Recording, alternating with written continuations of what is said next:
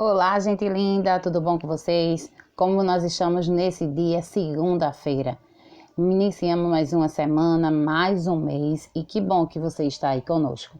Hoje a nossa aula será na gramática. Nós vamos falar sobre os sinônimos e antônimos. Apresento aí a vocês a nossa trilha pedagógica de hoje, que vai ser na página 20 a 25, falando sobre sinônimos e antônimos.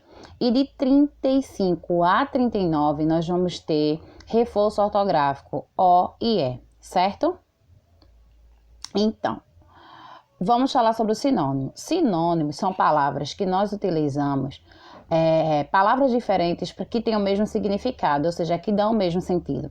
Muitas vezes, quando nós escrevemos um texto, para não ficar repetitivo, nós podemos usar o sinônimo das palavras, que vai dizer ou expressar a mesma coisa que a gente quer dizer, só que com outra palavra. Um exemplo é casa.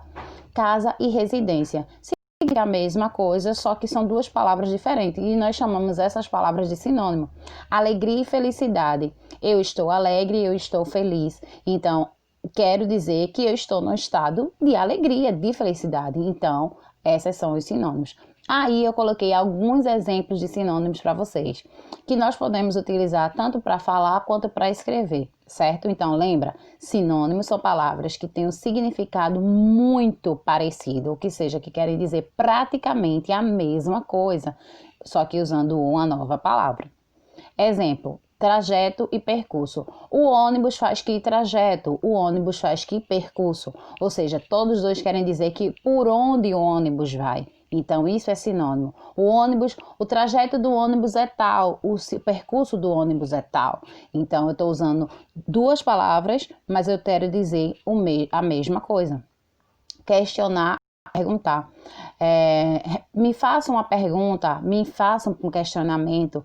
Então, quando eu faço pergunta e questionar, são palavras diferentes que querem dizer a mesma coisa. Eu estou falando de sinônimo. Brincadeira, diversão, carinho, afeto, calmo, tranquilo. Tenho também que tinha muito no livro, eu gosto, que era alvo e claro. Alvo é o mesmo que claro. Tinha outras palavras que eu não me recordo agora, mas tem uma infinidade de palavras, tá, gente? E o antônimo já tá dizendo, né? Antônimo vem de contrário, né? É o contrário daquilo que você quer falar. Por exemplo, estava num dia escuro, hoje o dia está claro, dia e noite, bondade e maldade, bonito e feio, limpo e sujo, correto e errado, largo e estreito, alto e baixo, são antônimos. Antônimos, ele quer dizer que a palavra tem um significado, quer dizer a palavra do significado totalmente contrário daquilo que você está dizendo. No livro da gramática, tem também como a gente formar um antônimo. Na página 23, vocês vão observar que eles estão mostrando para vocês como vocês vão formar antônimos também. Além de usar o contrário, você vai ter que acrescentar alguns sufixos. Ou seja, o que é sufixo? Algumas sílabas antes. Exemplo, arrumar, desarrumar. Eu vou estar usando o DES, desarrumar. Feliz, infeliz. Hoje eu estou... Fulano fez uma colocação infeliz, falou algo... Infelizmente aconteceu isso, né? Então, esse infeliz quer dizer que é o contrário de feliz. Então, é uma forma de formar o antônimo utilizando o IN, infeliz. Popular, impopular. Então, a palavra impopular, eu vou estar utilizando o IM. Lembrando que antes de per e b eu uso M.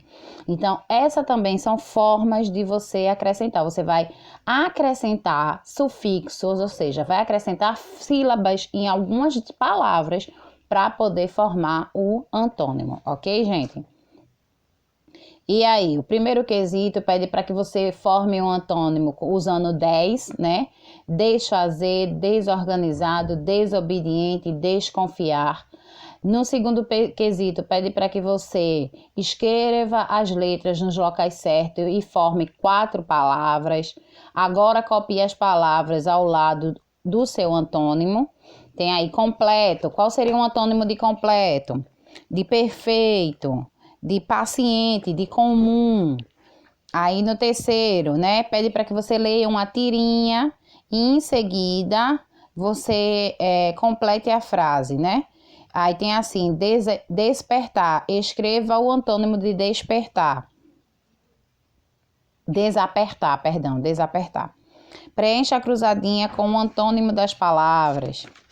E aí nós vamos agora para o reforço ortográfico, que é utilizar o é ou o no final das palavras.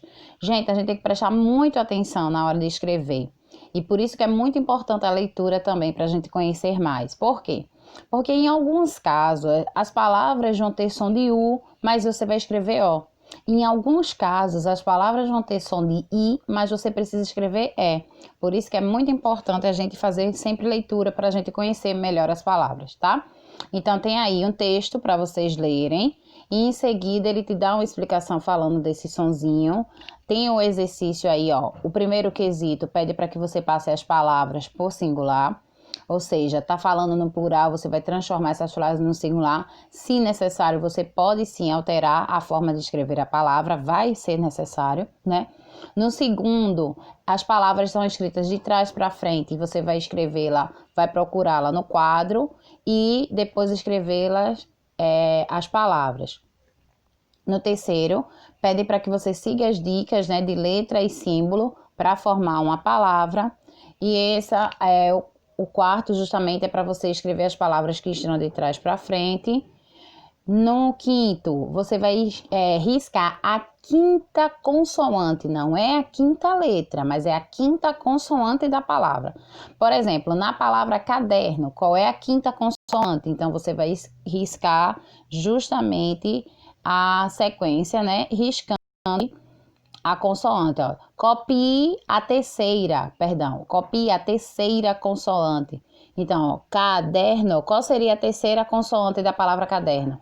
Da palavra janela, qual seria a terceira consoante da palavra janela? Então, você vai riscar a terceira. Lembrando que eu errei que era quinta, não é quinta, perdão, é a terceira. A terceira consoante da palavra janela, a terceira consoante da palavra telefone, a terceira consoante da palavra perigo. Lembrando que consoante é B, C, D, F, G, certo? Então, você vai ler e vai riscar dentro do quadrinho. Em seguida, você, depois que fez isso, vai cortar justamente essas letras que você copiou no quadro aqui nessa palavra, que vai formar uma nova palavra. E depois você pode pintar a cena, certo, meus amores?